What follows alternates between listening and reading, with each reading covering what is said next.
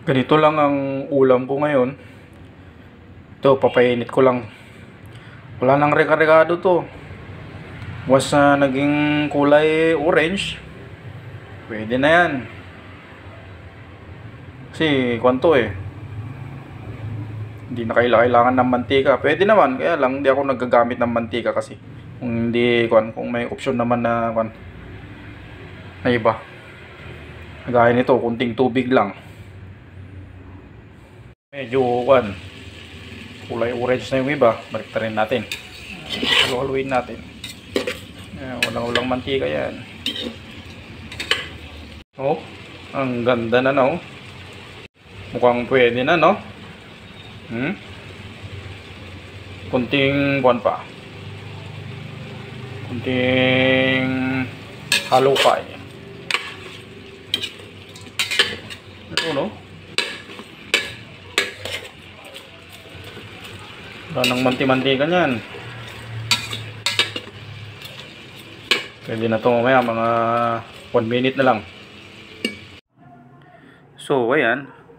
Naghihiwa na ako ng dyan. Sibuyas. Gagawin nating sausawan. Tsaka sinamahan ko na rin ng siling labuyo para may konting sipa ba. Pagana din sa yan. Kain.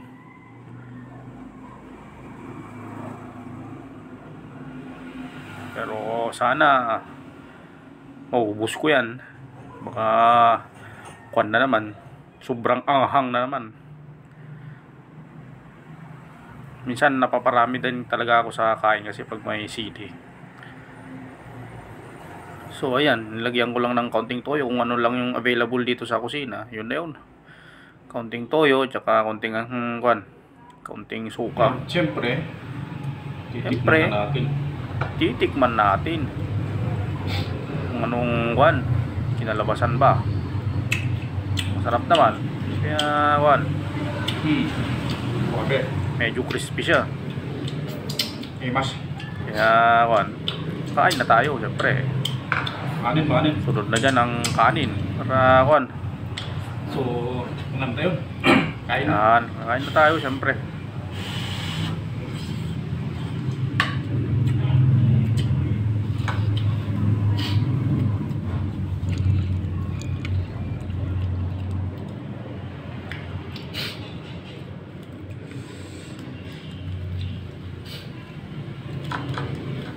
So mo basta may katanta kudil na sampul siguro dun.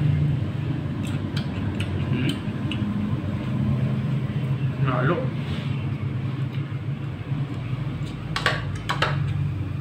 So kain na po. Thank you sa panonood.